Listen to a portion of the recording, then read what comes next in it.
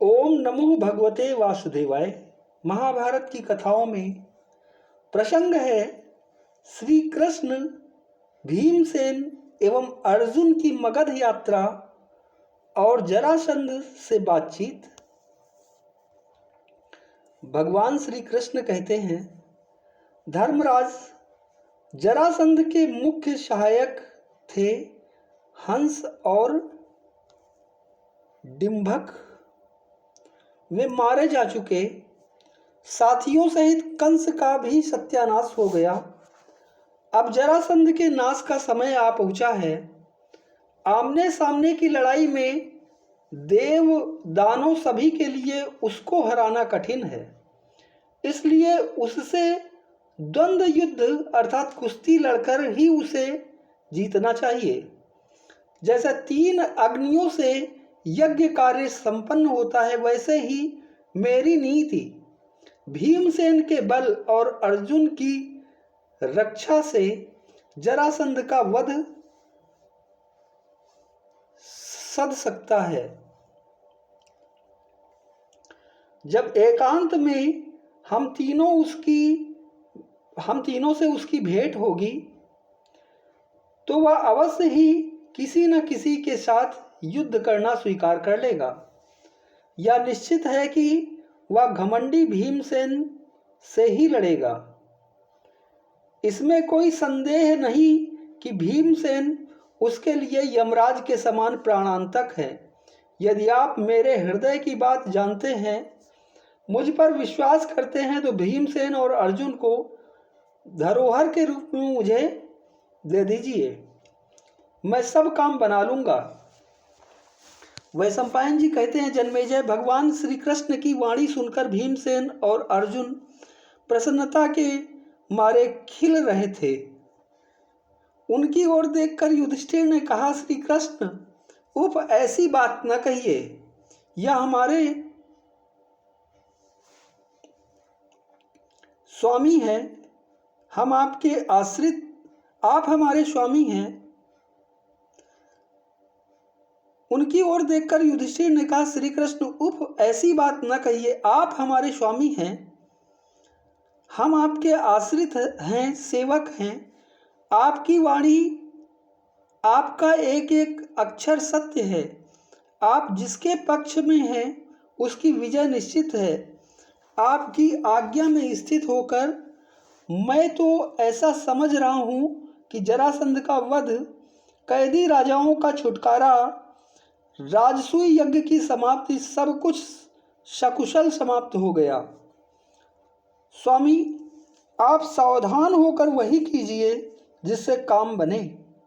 आप तीनों के बिना मैं जीना पसंद नहीं करता।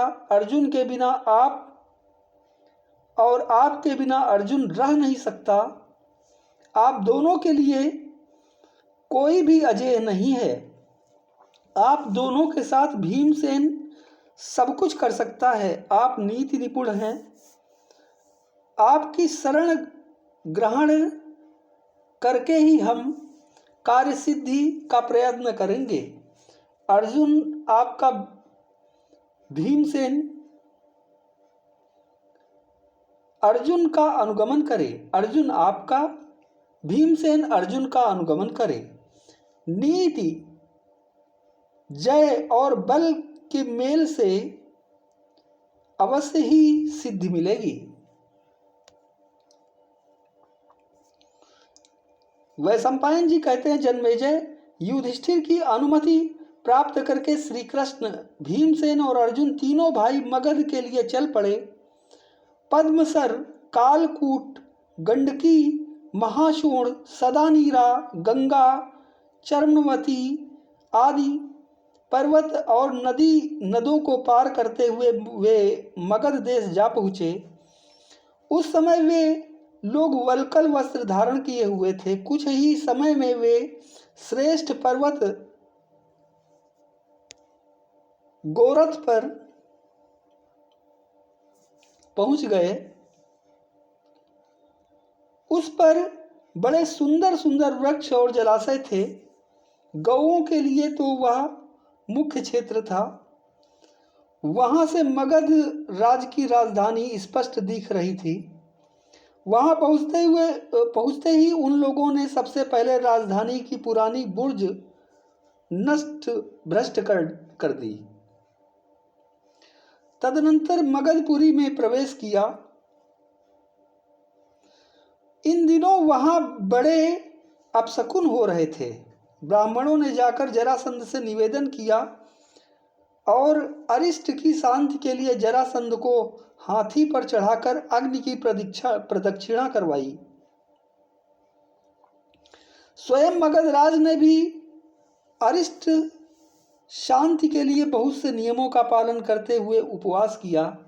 इधर भगवान श्री कृष्ण, भीमसेन और अर्जुन अस्त्रों शस्त्रों का परित्याग करके तपस्वियों के वेश में जरासंध से बाहु युद्ध करने का उद्देश्य रखकर नगर में घुसे।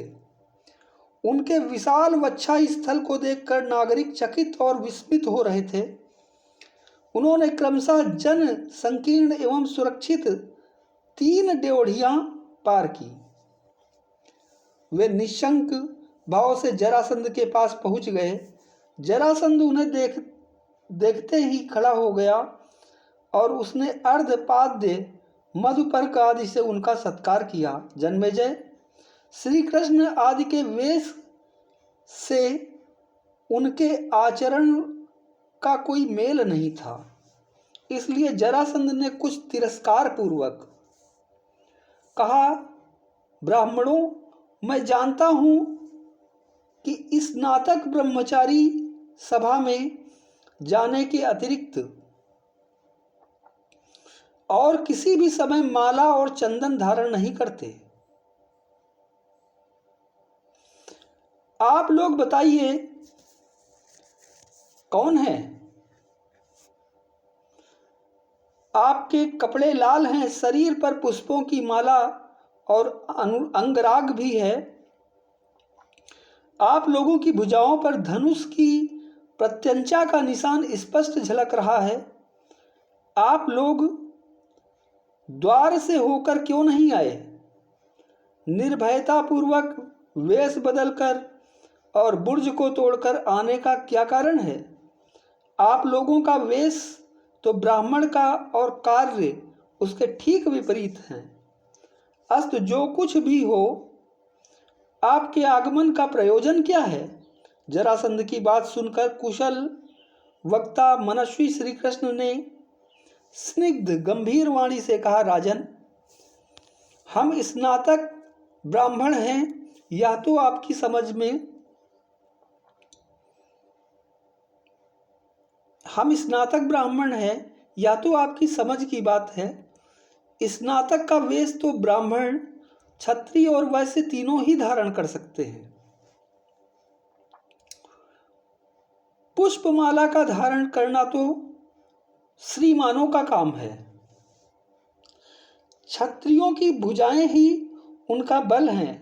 हम वाणी की वीरता नहीं दिखाते। यदि आप हमारा बाहुबल देखना चाहते हो तो अभी देख ले।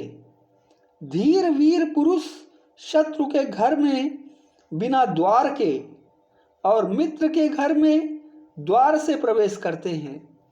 हमने जो कुछ किया है सब सुसंगत है। जरासंध ने कहा, मैंने किस समय आप लोगों के साथ शत्रुता या दुर्व्यवहार किया है, या ध्यान देने पर भी याद नहीं पड़ता? मुझ निरपराध के शत्रु समझने का क्या कारण है? क्या सत्पुरुषों के लिए यही उचित है? मैं अपने धर्म में तत्पर हूं, प्रजा का अपकार नहीं करता, फिर मुझे शत्रु मानने का कारण? कहीं आप उन्मादवश तो ऐसा नहीं कर रहे हैं? कहीं आप उन्मादवश तो ऐसा नहीं कह रहे हैं? भगवान श्री कृष्ण ने कहा, राजन, तुमने क्षत्रियों का बलिदान करने का निश्चय किया है। क्या यह क्रूर कर्म अपराध नहीं है? तुम सर्वश्रेष्ठ राजा होकर भी निरपराध राजाओं को की हिंसा करना कैसे उचित समझते हो? किंतु बात यही है, हम दुखियों की सहायता करते हैं और तुम क्षत्रिय जाति का नाश करना चाहते हो। हम जाति की अभिवृद्धि के लिए तुम्हारे वध का निश्चय करके यहाँ आए हैं। तुम जो इस घमंड में फूले रहते हो कि मेरे समान कोई योद्धा क्षत्रिय नहीं है, वह तुम्हारा भ्रम है। इस विशाल पृथ्वी के वक्षा स्थल पर तुमसे भी अधिक वीर हैं। हमारे लिए तुम्हारा यह घमंड असह्य है। अपने बराबर वालों के सामने यह घमंड छोड़ दो, अन्यथा तुम्हें पुत्र, मंत्री और सेना के साथ यमपुरी में जाना पड़ेगा। हमारे आने का उद्देश्य निश्चय ही युद्ध है। हम ब्राह्मण नहीं हैं। मैं वसुदेव का पुत्र कृष्ण, ये दोनों पांडुनंदन भीमसेन और अर्जुन, हम तुम्हें युद्ध के लिए ललकारते हैं। तुम या तो समस्त कैदी नरपतियों को छोड़ दो अथवा हमारे साथ युद्ध करके परलोक सिधारो। जरासंध ने कहा, वासुदेव, मैं किसी भी राजा को बिना जीते नहीं लाया हूं। तनिक दिखाओ तो सही, वह कौन है जिसे मैंने जीता ना हो, जो मेरा सामना कर सकता हो। क्या मैं तुमसे डरकर इन राजाओं को छोड़ दूं? या नहीं हो सकता। तुम चाहो तो सेना के साथ लड़ लो। मैं एक के साथ या तीनों के साथ अकेले ही लड़ सकता हूं। चाहे एक साथ लड़ लो या अलग अलग।